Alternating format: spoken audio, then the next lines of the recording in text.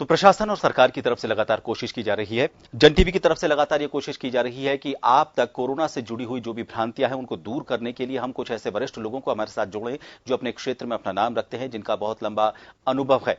अलग अलग क्षेत्र के लोगों से हम लगातार बात कर रहे हैं और आज हम बात करेंगे डॉक्टर एम के तनेजा जी से।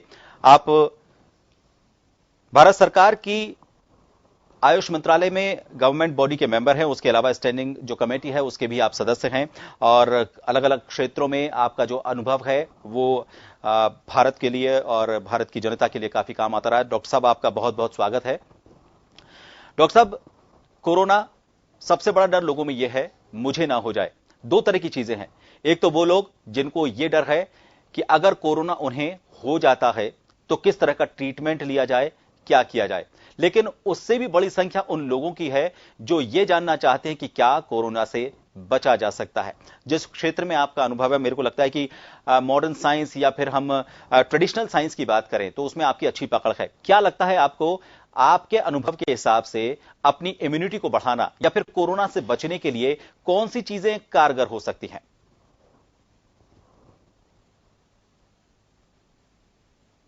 पहली बात तो ये कहना चाहूंगा कि कोरोना को इनवाइट करना पड़ता है, जी। कोरोना को आमंत्रित करना पड़ता है, कोरोना को बुलाना पड़ता है, तब वो आपके पास आता है। आप उसे अपने घर में बुलाएंगे, आप किसी से हाथ मिलाएंगे, किसी से गले मिलेंगे, किसी के करीब जाएंगे, तब ही आपको कोरोना हो सकता है, अन्यथा आपको कोरोना नहीं होगा। जी। जी। पहली बात। दूसरी बात जो आपने कही इम्यून पावर की, आप अगर डरते रहेंगे तो आपकी इम्यून पावर कम हो जाएगी। आपको सिर्फ ये मानना है कि मैं स्वस्थ हूं, मैं निरोग हूं, मैं आनंदित हूं, तो आपको 90% चांस है कोरोना होगा ही नहीं। मैंने आपको पहले ही कह दिया कि लॉकडाउन यानी कि डिस्टेंसिंग रखेंगे, जब तक आप उसको आमंत्रित नहीं करेंगे आपको कोरोना नहीं होगा। पहली बात। जी। दूसरी बात जो मैं कहना चाहता हूं इम्यून पावर के बारे में, आप जब लॉकडाउन में चले जाएंगे तो आप ऑटोमेटिकली आपके पास समय होगा, आप समयबद्ध जीवन जिएंगे।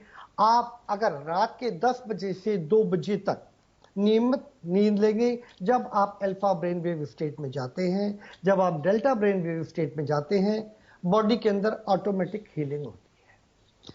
आप अगर समयबद्ध जीवन जिएंगे, आप प्रॉपर डाइट लेंगे, भारतीय संस्कृति के हिसाब से, आयुर्वेद के हिसाब से जो कहा गया है ना कि ओजस रसायन यानी कि जो ओज को बढ़ाने वाले हैं उनको आप अपनी डाइट में लेंगे, जैसे मुलेठी है, अदरक है, सौंठ है, सिनामिन है, दालचीनी है, और भगवान कृष्ण के वक्त से बात आई है दही की और नौनी घी की। दही जो है वो प्रोबायोटिक है और इसका बहुत बड़ा रोल रेस्पिरेटरी वायरस के इन्फेक्शन में है। तो मैं कहना चाहूंगा कि आप डाइट प्रॉपर लें, समय से लें, जो लीफी ग्रीन वेजिटेबल आ रही हैं, जो जहां पर पैदा होती हैं, जो सबसे सस्ती है, जो सबसे ज्यादा सुलभ है, वो आपकी बॉडी को सबसे ज्यादा इम्यून पावर प्रोवाइड करती हैं।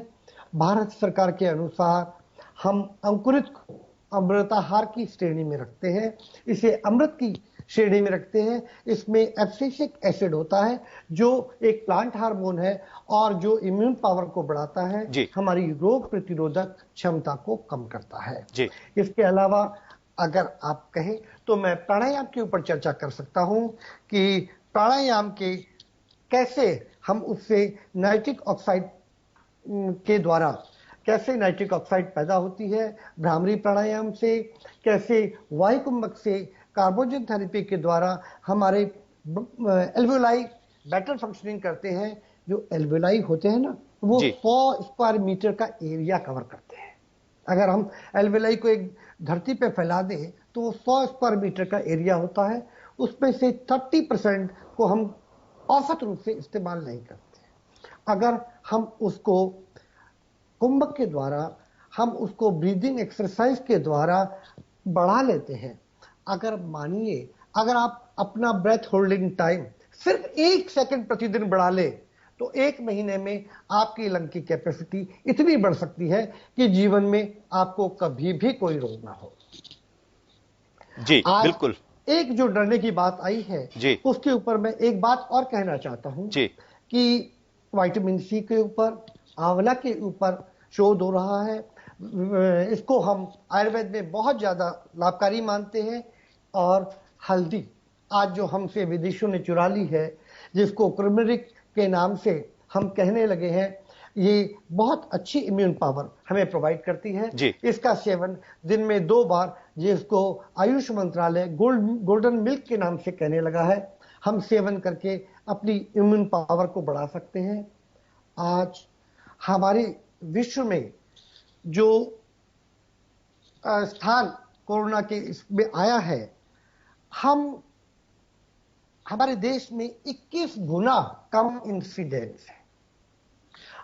केवल 3 से 4% रोगी जिनको कोरोना वायरस हो जाता है, वो ही उनको जीवन का लॉस होता है।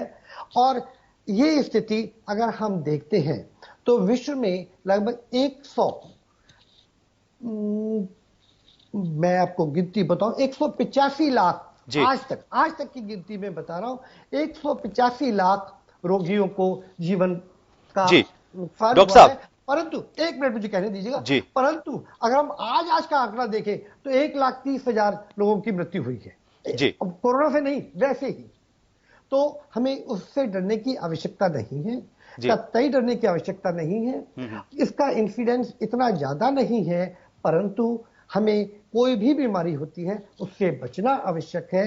कोई नई बीमारी जिसका कोई समुचित उपचार नहीं है, उससे बचना आवश्यक है।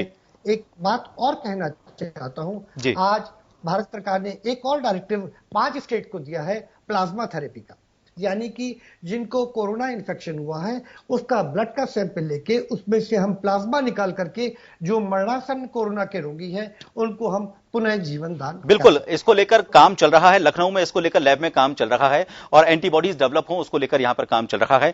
मैं एक और चीज आपसे जानना चाहता हूं, आपने एक तो भ्रामरी प्राणायाम का जिक्र किया है, मैं चाहूंगा कि आप एक इसका वीडियो बनाकर हम तक भेजें ताकि जन टीवी के जरिए हम लोगों तक पहुंचाएं कि भ्रामरी प्राणायाम किस तरीके से करना चाहिए और इसका क्या तरीका होता है। लेकिन मैं एक सवाल और आपसे इसमें जोड़ना चाहूंगा, नेचुरोपैथी के बारे में आपने कुछ खाने पीने के अपने रूटीन के बारे में बताया। नेचुरोपैथी किस तरह से दूसरी जो विधियां हैं, जो प्रविधियां हैं, अगर हम मेडिकल साइंस की बात करें, उनसे किस तरह से बेहतर हो सकती है अगर हम इम्यूनिटी पावर को बढ़ाने के संदर्भ में नेचुरोपैथी की बात करें तो?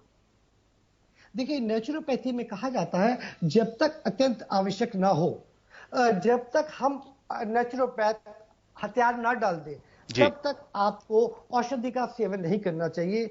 जैसे एक उदाहरण के लिए कहना चाहता हूं कि जब भी हमारी बॉडी का टेम्परेचर 41 डिग्री सेंटीग्रेड के ऊपर हो जाता है तो उसमें कोई भी वायरस, कोई भी बैक्टीरिया की ग्रोथ कम हो जाती है।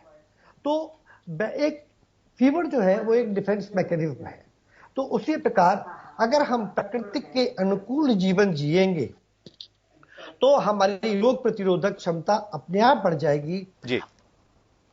अब हम उदाहरण के तौर पर ले कि इस वर्ष में ही 25 लाख जो रोगी हैं वो कैंसर से मरे हैं, करीब 12 लाख रोगी इस वर्ष में केवल 4 महीने में स्मोकिंग से मरे हैं। तो अगर हम अपनी जीवन शैली में सुधार कर लेते हैं तो अपने आप इम्यूनिटी बढ़ जाती है। चलिए, बहुत बहुत धन्यवाद डॉक्टर साहब। जन टीवी की लेटेस्ट अपडेट पाने के लिए हमारे चैनल को जरूर सब्सक्राइब करें और नोटिफिकेशन पाने के लिए बेल आइकॉन दबाएं।